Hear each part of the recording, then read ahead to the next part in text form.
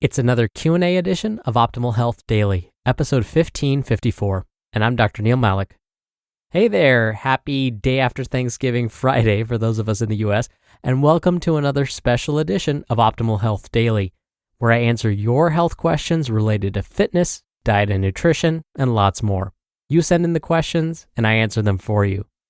Now, if you're wondering about me and my background and my credentials, definitely check out the first Q&A episode of each month.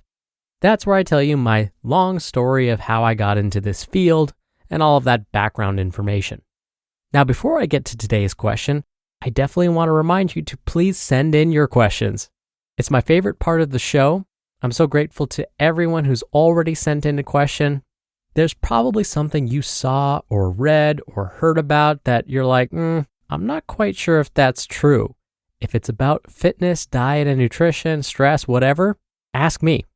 And in fact, to quote Tyrion Lannister from Game of Thrones, timely quote, I know, a wise man once said that you should never believe a thing simply because you want to believe it. So again, if you're not sure about something health related, definitely send me a question. You can email one to health@oldpodcast.com. All right, and with that, let's finally get to today's question as we optimize your life. Today's question came via email. Vern writes, can moderate to high repetitions help build mass on par with heavy weight, but fewer repetitions? Now, I should also mention that the listener sent a link to a blog where the author cited studies that looked at building muscle mass using lighter weights, but higher repetitions. Now, before I get into it, first, thank you, Vern, for sending me your question, and thank you for sending me the link to the article that you read. It actually helped me understand where the author of that article was coming from. Now, whenever I talk about exercise programming, I always like to reference the American College of Sports Medicine. That's because they do a lot of the heavy lifting when it comes to looking at published studies and making exercise recommendations based on these studies. Oh, and did you catch my pun?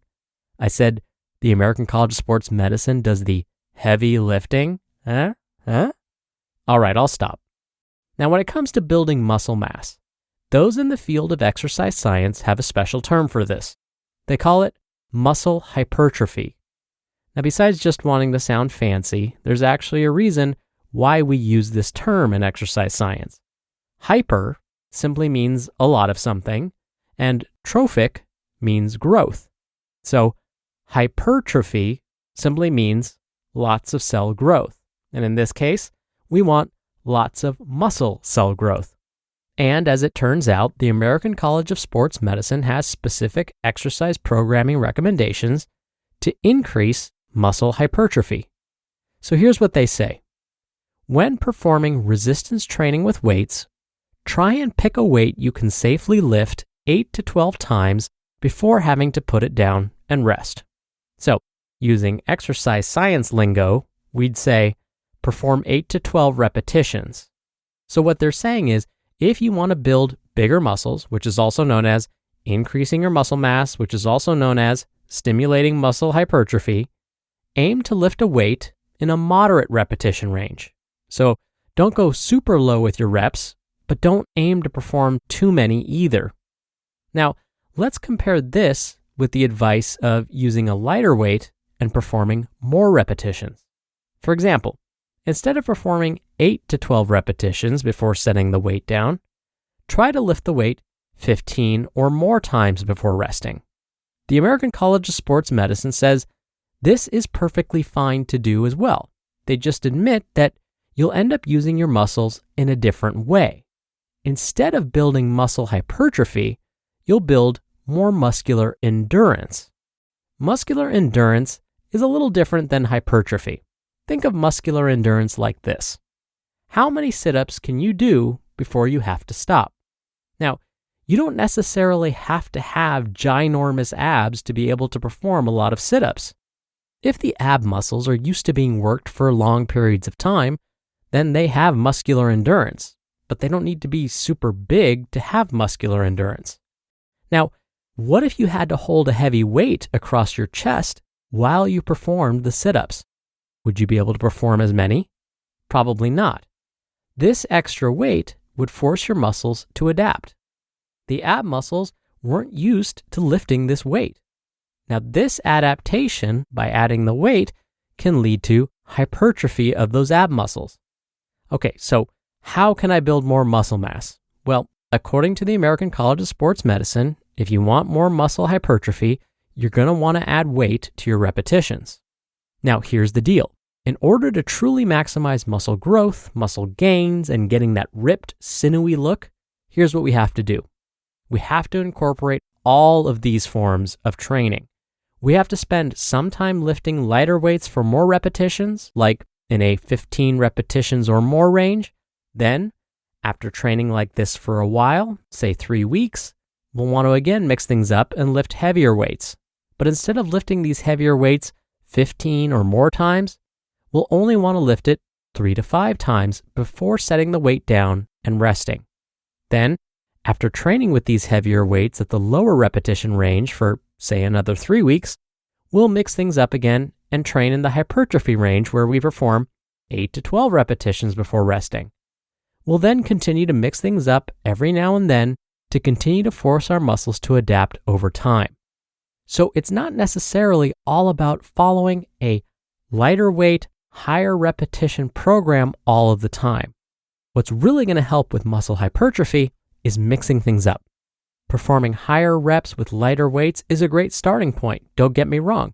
But then, after doing that for a little while, mix things up and start to lift heavier weights. Now, in case all of this sounds like too much information, I'm going to have the OLD team post a helpful graphic on our website.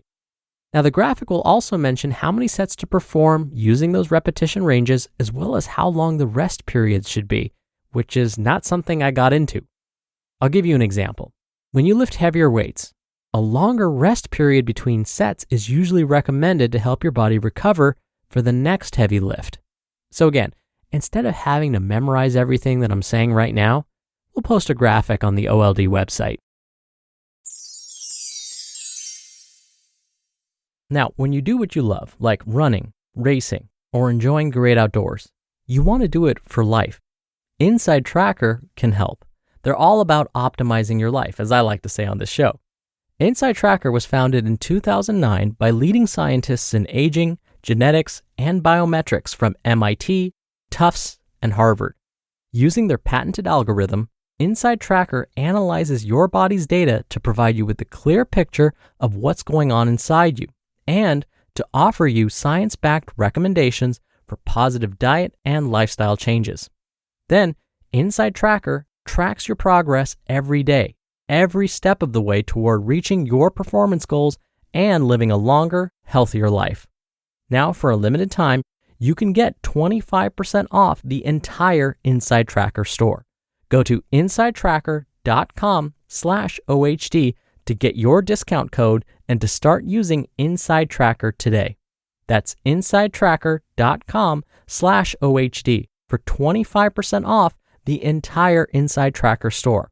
And I have that linked in this episode's description. Thank you again so much for the question, Vern. Now, if you want your question answered right here on the show, you can email one to health@oldpodcast.com. Or if you want your voice played and heard on an episode, come by oldpodcast.com/ask. Right on that page, you can record straight from your computer's microphone. It's really easy, and you can even play back your message and do retakes before sending it in. Or you can do it the old-fashioned way and call in your question.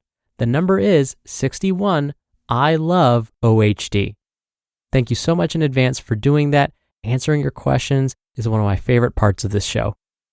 All right, that'll do it for another Q&A edition of Optimal Health Daily. Thank you so much for listening every day. Thank you for listening all the way through.